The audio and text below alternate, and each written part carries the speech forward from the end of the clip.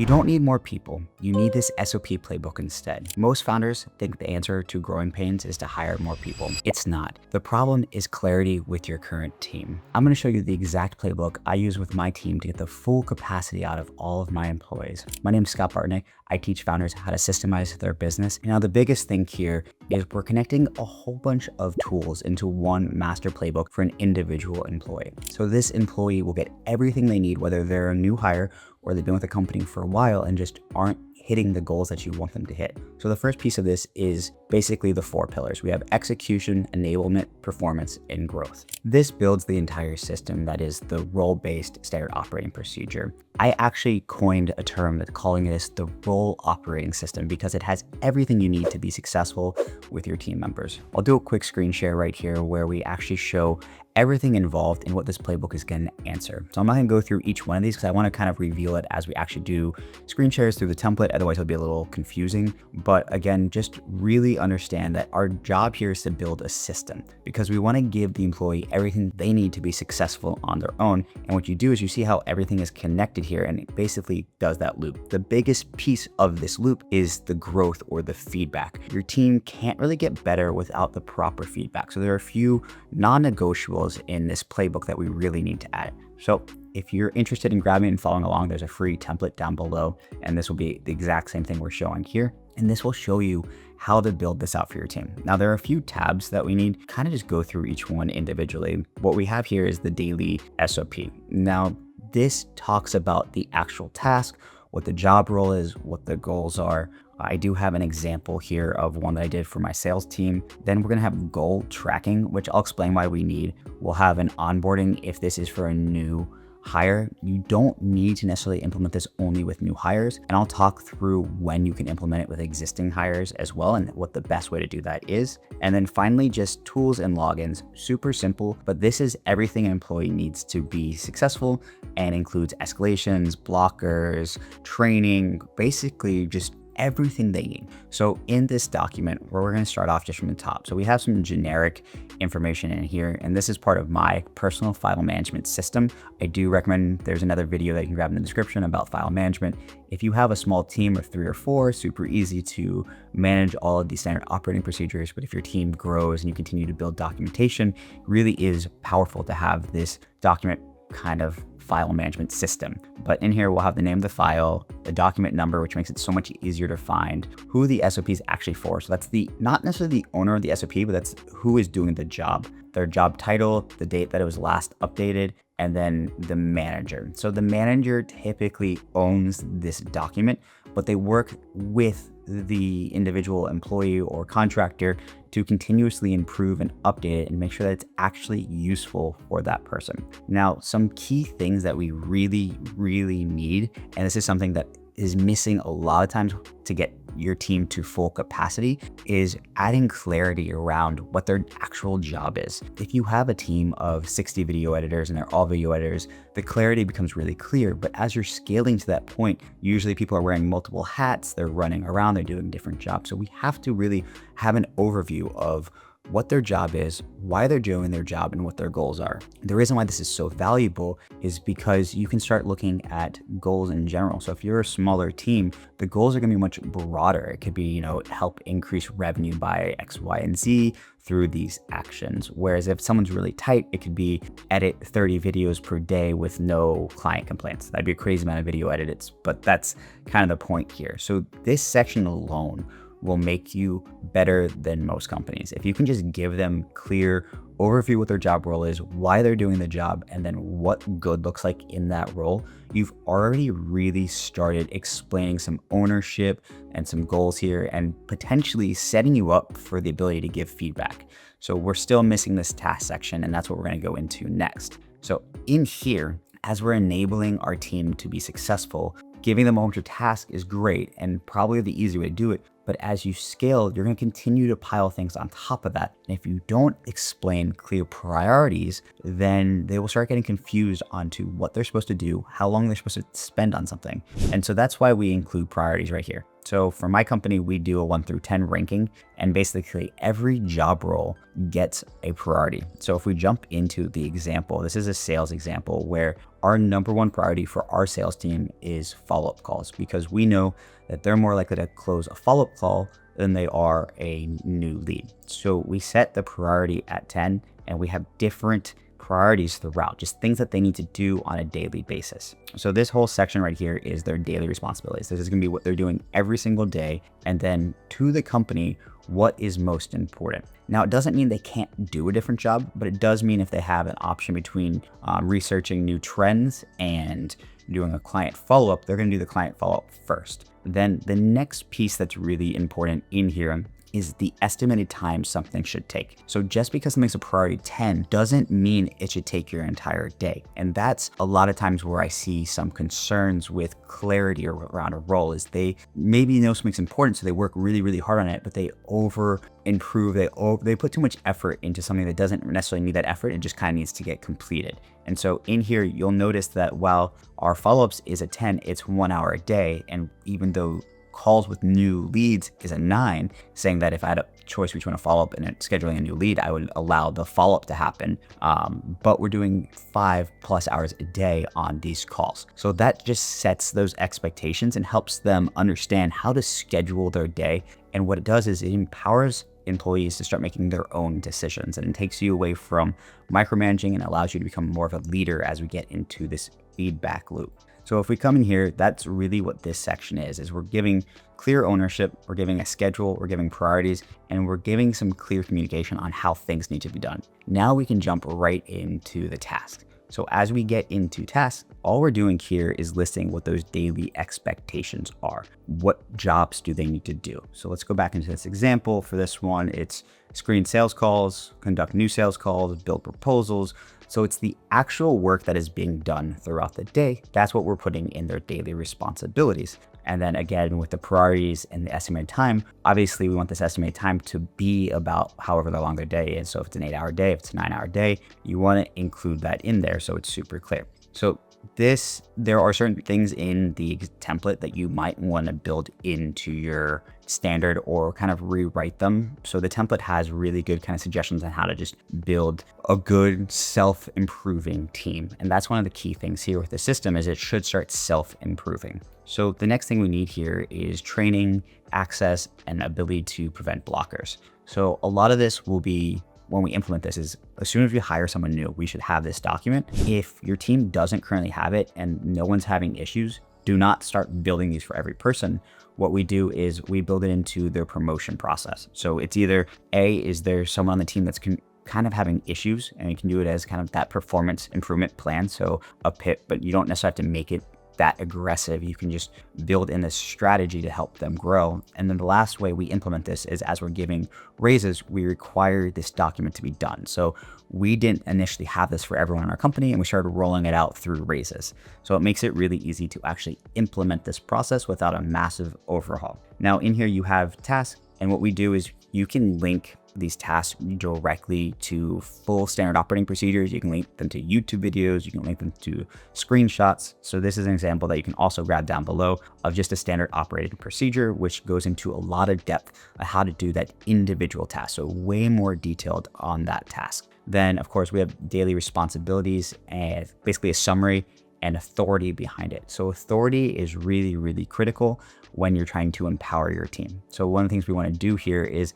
if it's a billing admin and they have the authority to refund X amount. So let's say they can refund $500 on any client for any request without approval. Obviously they have to use their judgment. You can have some like rule set of those judgments. But what you're doing is, instead of that employee saying, hey Scott, there is a refund, am I allowed to send this refund every single time, you're empowering them and giving them authority to make the decisions on their own. So we implement something like that on my team, and it saves me literally over 100 hours a year. Then through there, what we're going to continue doing is obviously understanding our training. So we have that extra tab on training, which is more focused on onboarding, which I'll get to last. I really want to focus on the daily SOP or the role operating system here. So the next piece of this is skill set. So if we go back to our example These are just dummy numbers, but the idea is as you're bringing in a new employee, or if you have an employee who is struggling in a specific spot, you're going to rank their skill set 1 through 10. So we explain what this is. Basically, 1 is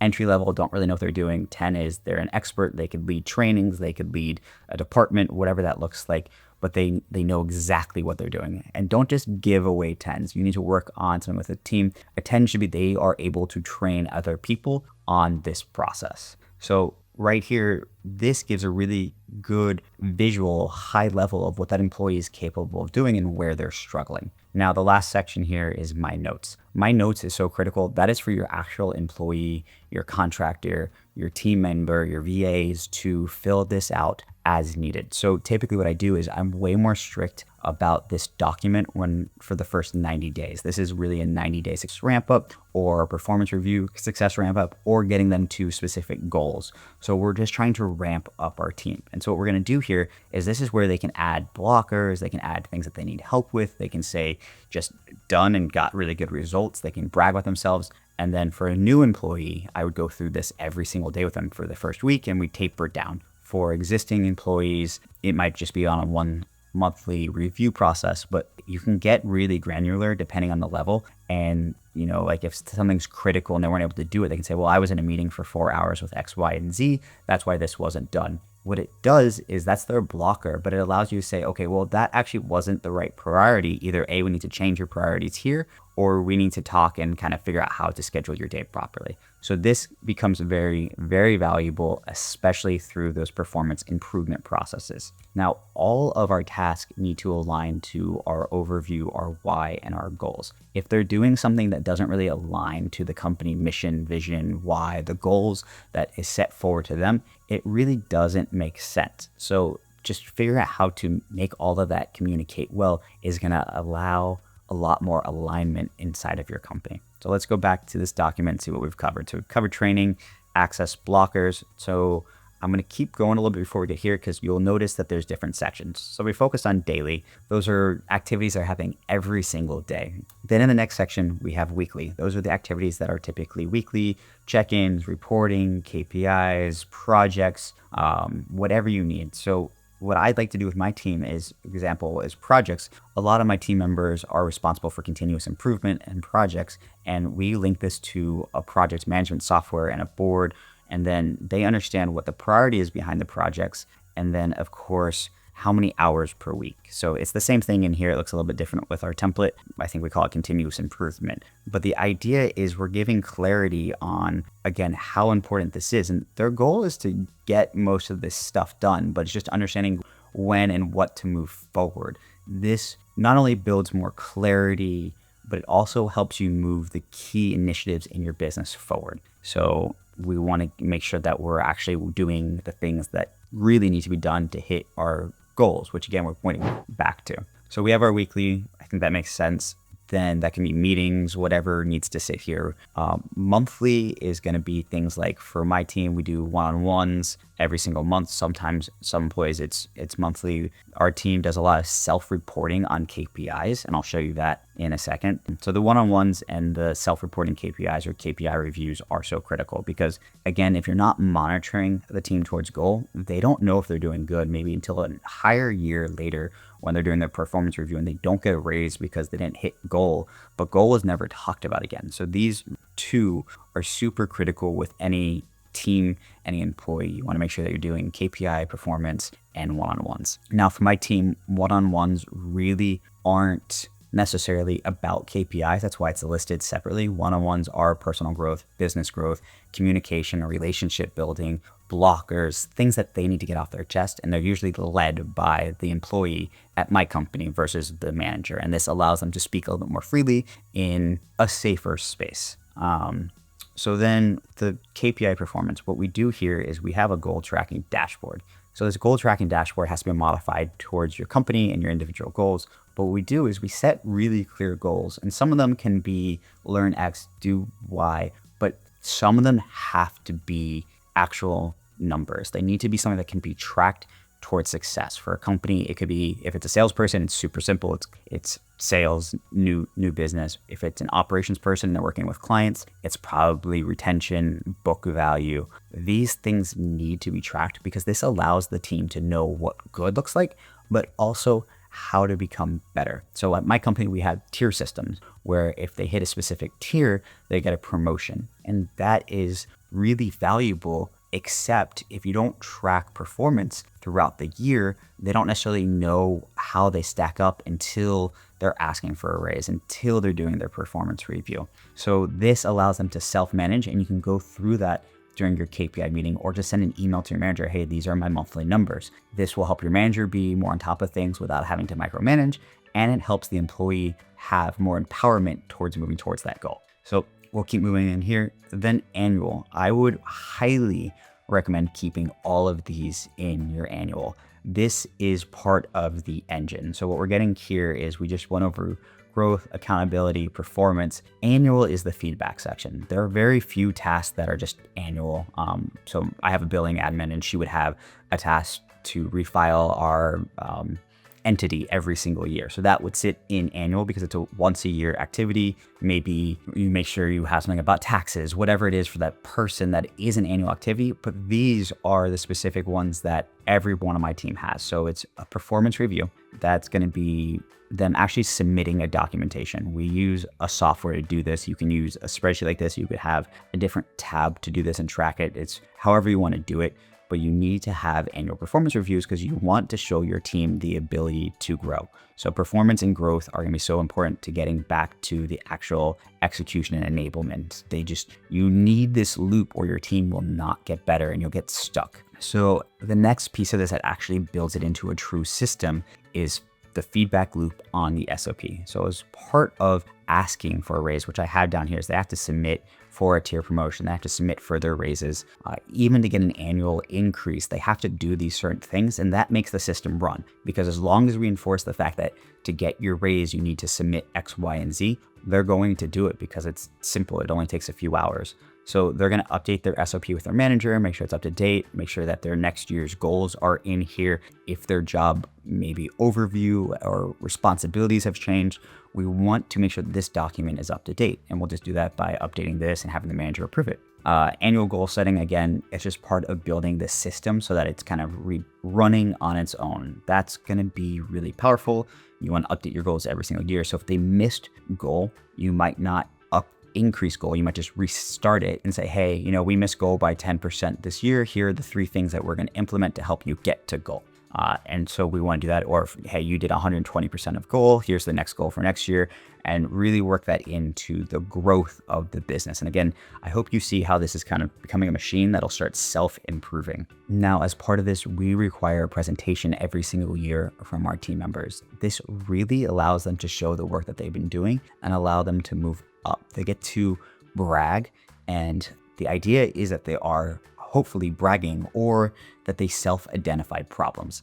What I found with most of my team members is they're very self-aware, and if you get them to say it out loud, they'll become more intentional about improving the situation, the issues. And then again, this is how we make it all a machine. All of this documentation has to basically be submitted in a packet for them to be considered for any type of pay increase. So this is super important. And again, just adds clarity on what those expectations are. And then for our company, we don't allow someone to go up a tier except for every 6 months. So they can submit once every 6 months at the soonest, because this is a lot of work. And even if they did get a raise and 2 days later they had a really good month and they jumped up, we need them to consistently hold that. So it's part of our system. And again, it removes ambiguity, it removes stress. It just allows us to say, hey, I understand you're doing a great job. You did just get a raise yesterday.